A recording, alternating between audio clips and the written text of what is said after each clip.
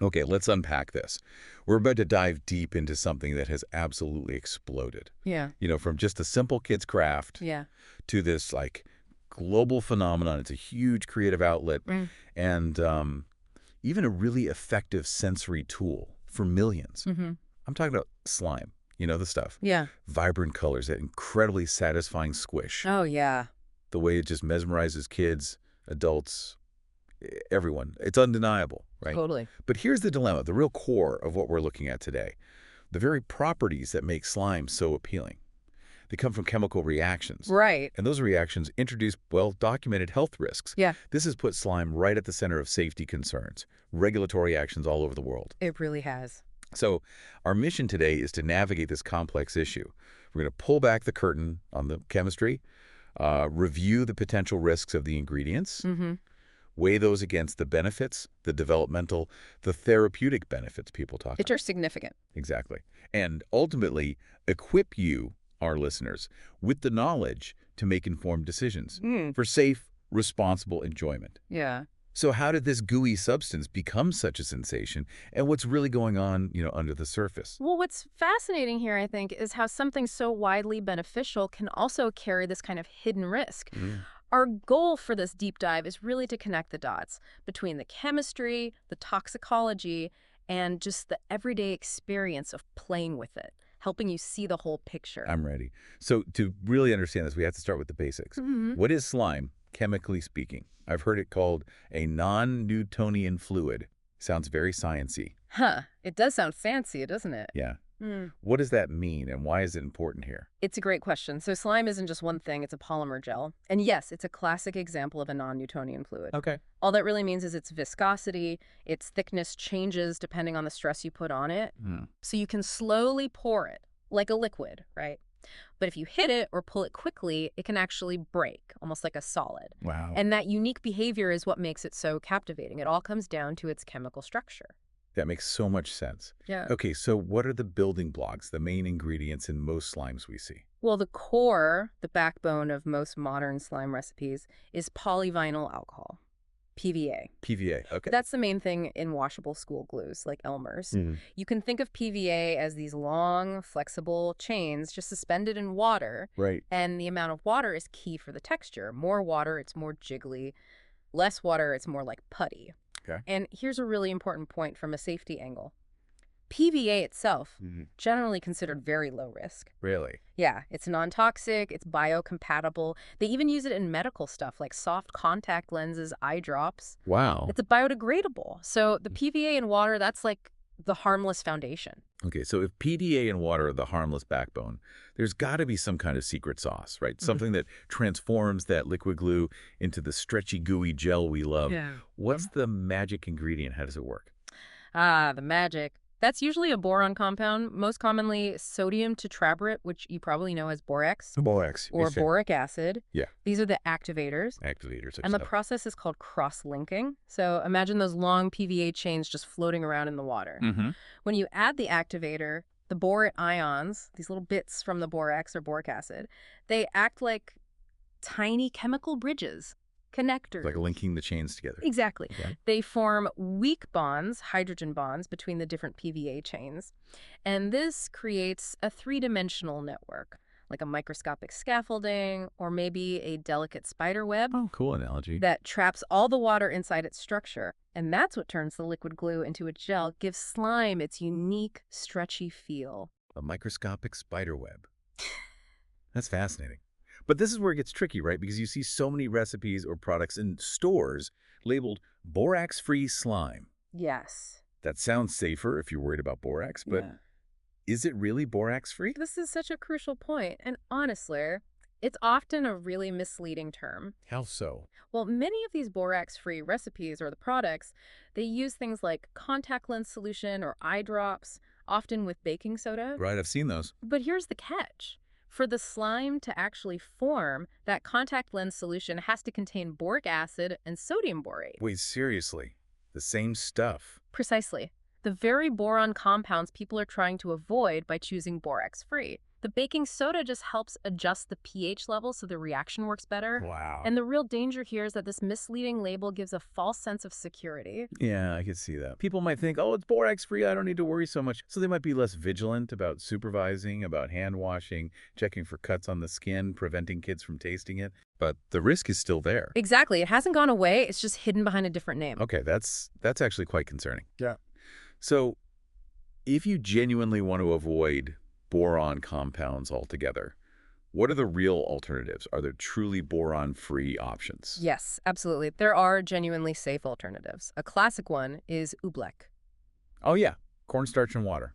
That's it. Just cornstarch and water. It's edible, zero chemical risk. The texture's different. Of course, it firms up when you handle it quickly, flows when you leave it alone. Still fun. It's kind of fun. Exactly.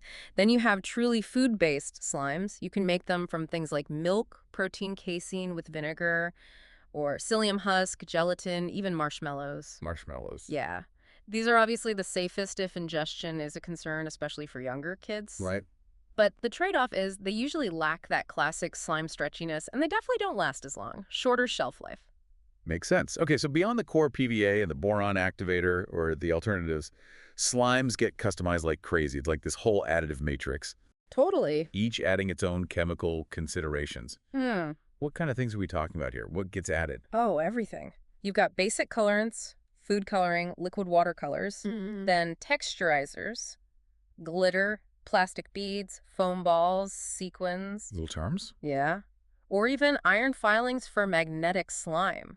Some specialized ones use instant snow, that's sodium polyacrylate or soft clay, to get that cloud or butter slime texture. Right. Those textures are popular. Yeah. And what about things that change the feel or the smell? Yeah, so those are your fragrances and modifiers. Scented oils are really common for smell. Mm-hmm. You see, shaving cream used to make fluffy slime. Lotion, baby oil, glycerin, those can be added to soften the texture or make it glossier. Okay. But then there's a really critical category that often flies under the radar: preservatives. Preservatives in slime. Yes, and this is where it gets really interesting from a health perspective. Why are they needed? Because slimes are aqueous hydrogels, fancy term for water-based gels. And anything water-based is a potential breeding ground for bacteria and mold. So manufacturers add preservatives to give the slime a decent shelf life, stop it from getting gross. Right. You don't want moldy slime. Right. But what are the concerns with these preservatives? I never really thought about that aspect. Yeah, it's often overlooked. The biggest concern usually centers on a class of chemicals called isothiazolinones. Isothiazo what now? Haha, yeah, mouthfuls. Specifically, methylisothiazolinone, MI, and a mixture called CMIMI, often known by the trade name Cathan. Okay, MI and CMIMI, what do they do? They are potent skin sensitizers. Think of them like tiny chemical alarm bells for your immune system. Oh, They can cause something called allergic contact dermatitis. Basically, an allergic skin reaction, redness, itching, eczema-like rashes. ouch. And it's important to distinguish between elicitation triggering an allergy you already have and sensitization. What sensitization? That's where your body develops a new allergy to that substance, and often it's lifelong. Lifelong. From slime. Potentially, yes. A Danish EPA investigation back in 2020 found these preservatives in commercial slimes at levels high enough to pose a risk of both triggering existing allergies and causing new ones. Wow. In fact, the Scientific Committee on Consumer Safety in Europe, the SCCS, they consider these unsafe for leave-on cosmetic products like lotions because of the prolonged skin contact. And slime involves similar contact. So it's not just the boron we need to think about. Are there other preservatives or additives causing concern? Yes. Another common one is phenoxyethanol. Okay. This one is classified as an acute oral toxicant, meaning it can be harmful if swallowed in sufficient amounts, and it's an eye irritant. Mm-hmm. But the key concept here is cumulative exposure, while the level in just the slime might be considered safe on its own. Right. Kids are exposed to phenoxyethanol from lots of other things they use daily: lotions, shampoos, baby wipes. Yeah, it's up. Exactly. The total exposure from all sources throughout the day could potentially exceed acceptable daily intake levels. That's a tricky one. Anything else in the additive mix? Well, fragrance compounds themselves can be problematic. The EU regulates 26 known fragrance allergens that have to be listed if present above certain levels. Okay. And there's always a potential, though maybe less common in slime specifically, for endocrine-disrupting compounds EDCs, like certain phthalates or parabens. Phthalates especially are regulated in toys in many regions due to potential reproductive effects. And what about just stuff growing in the slime over time, like the unseen hazards? Right, the microbiological risks. As we said, slime is moist, often contains food-like ingredients inadvertently added during play. It's a perfect petri dish for bacteria and mold. Ew. Yeah.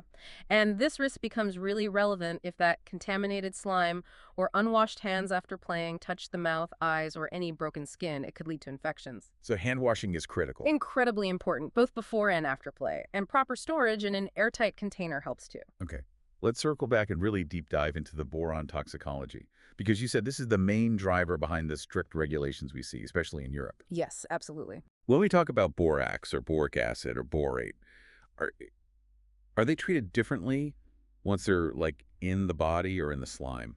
That's a good question. For toxicological assessments, they're largely treated as interchangeable. Borax, boric acid, borate, they all readily convert between these forms in water or inside the body. Oh, okay. So regulations and risk assessments usually just talk about total boron exposure. Got it. And the basis for the really strict regulation. It comes primarily from the European Chemicals Agency, ECHA. They've classified boric acid and certain borates as toxic to reproduction, Category 1B. Category 1B, what does that mean exactly? It means it's presumed to be toxic to human reproduction based largely on animal evidence. The official hazard statement is H360FD. May damage fertility, may harm the unborn child. Wow. May damage fertility, may harm the unborn child. Yeah, that's serious. It is. And that classification is the fundamental reason for the strict limits in the Eve or toy safety standards. Okay, so that's the hazard. How do we actually get exposed to boron from slime, and how does it get into our bodies? There are three main routes. The most common is dermal skin contact. Right. Now, if your skin is healthy and intact, it's actually a pretty good barrier. Absorption of boron through intact skin is generally negligible, very low. Okay, that's good news. But UT, and this is a critical point we really need to emphasize, absorption increases dramatically through damaged skin. Damaged skin, like what? We're talking cuts, scrapes, burns, rashes, inflamed skin like eczema, anything that compromises that skin barrier. There are historical medical cases, sadly, of severe, even fatal poisonings in infants back when boric acid was sometimes used unwisely on severely damaged skin, like bad diaper rash. Oh, wow. Okay, so damaged skin is a major no-go. What about other ways? Oral ingestion is a significant risk, especially for younger kids who might put slime or their hands in their mouths. Yeah, toddlers? Exactly. Boric acid is readily absorbed from the gastrointestinal tract. Symptoms can include nausea, vomiting. Sometimes it's described as blue-green vomit, abdominal pain, diarrhea. Is it easy to ingest a harmful amount? Well, the estimated lethal dose for a child is quite large, like 5 or 6 grams, which is a lot of slime to eat. But even lower amounts can cause acute poisoning symptoms. The German Risk Assessment Agency, BFR, calculated a threshold for potential acute effects that could be reached by ingesting smaller, more plausible amounts for a young child. Okay. And the last route? Inhalation. This is mainly a concern if you're making slime yourself using loose borax powder. The dust can be irritating to the airways. Right. It's considered a minimal risk from wet, already made slime. Okay, so we hear a lot about the immediate stuff like skin irritation or maybe getting sick if a kid eats some. But you mentioned that toxic to reproduction classification. What's the real underlying concern driving these strict rules? It sounds like it's more than just a rash. That's a crucial insight, yes. And it's where public perception often diverges sharply from the regulatory focus. How so? Well, acute issues like skin irritation or burns grab headlines, and they are real concerns. The foundation of the strict international regulations, especially in the EU, is the invisible risk. It's the potential for chronic and developmental toxicity. Invisible risk, meaning long-term effects. Exactly.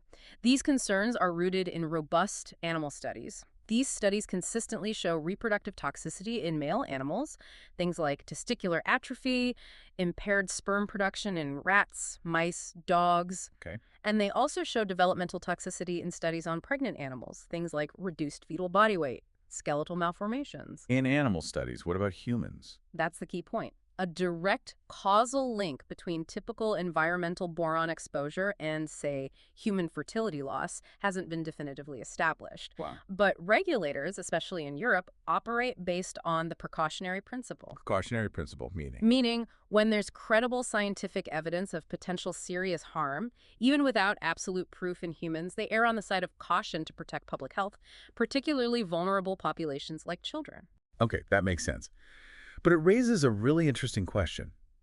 Why is there such a big gap between how the public often sees the risk, mostly worried about a rash or maybe a chemical burn, Right. and this deeper regulatory concern about these invisible long-term reproductive and developmental risks? What's causing that disconnect? It's a great question, and it really gets to the heart of the communication challenge here. The public naturally focuses on visible, acute injuries, things you can see right away. Yeah, the immediate effects. Exactly, and it's also reinforced by the understanding that, thankfully, serious acute poisoning from just playing with slime is relatively unlikely unless large amounts are ingested or it contacts severely damaged skin repeatedly. No.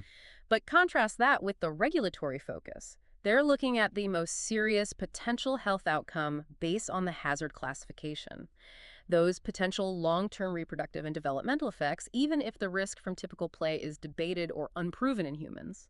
The regulations are designed to prevent exposure from products that exceed safety limits based on that hazard. So the regulations are guarding against the worst-case potential based on the animal data. Precisely.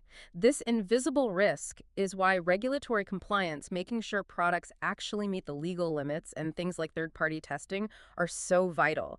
They address those less immediately obvious but potentially more serious underlying hazards. Okay. So looking at this globally then, it seems the actual risk from a slime toy can really depend on where you buy it. It sounds like a real patchwork of regulations. It absolutely is fragmented and inconsistent, and this creates what some researchers call a two-tiered global market for toy safety when it comes to slime. Two-tiered, how so? Well, you have the European Union, which takes a very precautionary approach. Their Toy Safety Directive and the specific standard EN 7123 for chemical safety is quite strict. Right, you mentioned that standard. What's the specific limit for boron? For slime, which falls under Category 2 liquid or sticky toy materials, the strict maximum allowable migration limit for boron is 300 milligrams per kilogram. NGKG. 100 millikg, okay. Now, there is a bit of a loophole. Some manufacturers try to misclassify slime as putty, which falls into Category 3 and has a higher limit of 1,200 milligrams. But the intent for typical slime is that 300 limit. And the EU also broadly restricts substances classified as CMRs, carcinogenic, mutagenic, or toxic to reproduction, which includes boric acid, and they regulate allergenic fragrances. So, Europe, strict limit based on reproductive toxicity concerns. Yeah. How does that compare to the United States? It's quite different. The U.S. system relies on the Consumer Product Safety Improvement Act, CPSIA, which mandates compliance with the ASTM F963 toy safety standard. Okay, ASTM F963. What does it say about boron? Well, ASTM F963 covers many important things, heavy metals like lead, flammability, physical hazards like small parts. But here's the critical gap. ASTM F963 does not establish any specific limit for boron content or migration in slime. No limit at all. No specific limit for boron in slime. This regulatory divergence is what creates that two-tiered market. It means a product could contain, say, 4,700 milligilligills of boron. Whoa, That's more than 15 times the EU limit. And a product like that, found by the consumer group USPIRG in a test, can be legally manufactured and sold in the U.S. So it's not necessarily illegal in the U.S., it's just that the law doesn't limit it like the EU does. Exactly. The standard itself is less protective in this specific area. And even where there are strict standards, like in the EU, it sounds like compliance is a major headache. Are companies actually following the rules? That's the other part of the problem. Enforcement is often lacking or maybe just overwhelmed. Consumer group investigations, like Bywitch in the UK, have repeatedly found that a majority of slimes they tested, often bought online, actually exceeded the EU boron limits, sometimes by over 4 times. 4 times the legal limit and still being sold. Yes. The Danish EPA did a big market surveillance study and found almost half, 48% of all the slimes they tested were non-compliant with various EU rules. And get this, for products bought from non-EU online sellers. A staggering 89% failed. 89%. From online sellers outside the EU. Yeah, it highlights a huge issue with products sold through online marketplaces. And what's also really concerning is the CE marking. The CE mark. That's supposed to mean it's safe for Europe, right? It's supposed to be the manufacturer's self-declaration that the product complies with EU requirements. But studies show it's often unreliable for slime. Many dangerously non-compliant products with way too much boron are found still carrying that CE mark. So you can't just trust the CE mark on its own. Unfortunately, not always, especially with slime bought from less reputable sources. And just to put some real-world numbers on this, we saw data mentioning specific products, like Kangaroo's original super cool slime testing at 4,700 millikilogram boron. Yep, over 15 times the EU limit. And a DIY slime kit by Essensen around 350 millikilogram. About 4.5 times the EU limit. Those numbers really drive home that this isn't just a theoretical risk. There are products out there with vastly different levels of boron. It definitely highlights the need for much greater scrutiny and why you as the consumer really need to be aware. But, it's so important we step back here because a purely toxicological analysis focusing only on the risks presents a really incomplete picture of slime. Right. Its massive enduring popularity isn't just about clever marketing. There are significant developmental and therapeutic benefits that are driving its appeal. It really is a double-edged sword, and we need to look at both sides fairly. That's a great point. It's not all doom and gloom chemicals. So let's talk about those benefits. What are some of the widely reported upsides that have made slime such a global hit? Well, first and foremost, slime is a fantastic tool for sensory play. Sensory play? How so? It engages multiple senses simultaneously. Obviously tactile, the feel of it. Visual, the colors, the glitter. Auditory, the popping, squishing sounds. Often olfactory, too, with the scents. This multisensory engagement helps build neural connections in the brain. And it's known to be particularly therapeutic for individuals with sensory processing disorders, SPD, or those on the autism spectrum. How does it help them specifically? It provides a safe way to explore different textures, which can be difficult for some. It can help reduce sensory overload in other areas, decrease anxiety, and generally improve their ability to process and integrate sensory information.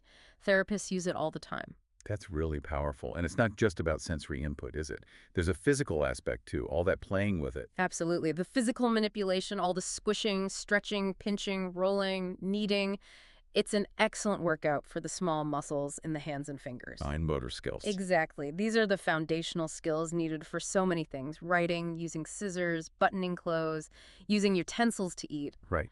Occupational therapists often use slime or therapy putty specifically to help kids practice things like the pincer grasp, picking things up between thumb and forefinger. I can also see how, just in today's world, with screens everywhere and so much stress, how slime could be really calming. It truly can be. It offers a fantastic screen-free way to practice mindfulness. Mindfulness with slime. Yeah.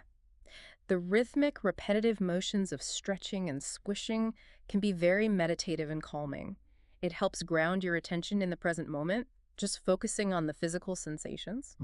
It functions like a very effective stress ball, helping to release physical tension. And for kids, or even adults with ADHD or general restlessness, it can serve as a quiet fidget tool. Ah, like a fidget spinner, but gooey. Kind of. It can help occupy the hands and release that restless energy, potentially freeing up cognitive resources to focus better on another task, like listening in class or during homework. Interesting. And beyond the practical benefits, there seems to be a strong creative and even scientific element, too. It's more than just a toy you buy. Definitely. Slime is a wonderful medium for open-ended, child-directed play. It really fosters creativity. Kids aren't just playing with it. They're often making it, customizing colors, adding textures, molding it. It's very expressive. Yeah, the making part is huge. And that act of making slime is itself a really accessible, fun science experiment. It introduces basic concepts like polymers, chemical reactions, measurement, following instructions, and of course, non-Newtonian fluids, all in a really engaging, hands-on way. It's a great pathway to sparking scientific curiosity. So putting it all together, we're left with this really complex reality, aren't we? Significant, genuine developmental benefits on one hand, and genuine, documented chemical risks on the other. It truly is that double-edged sword you mentioned. Exactly. Now, when we think about safety, a question I hear all the time is, okay, so what's a safe amount of time for my child to play with slime? Like, is 15 minutes okay, but an hour is too much? Yeah. But you're saying that's not really the right way to think about it. That's precisely it. It's a very understandable question, but unfortunately, there's no single safe duration of exposure we can point to. It's just not that simple. Because risk isn't just about time, it's this dynamic interplay of several factors.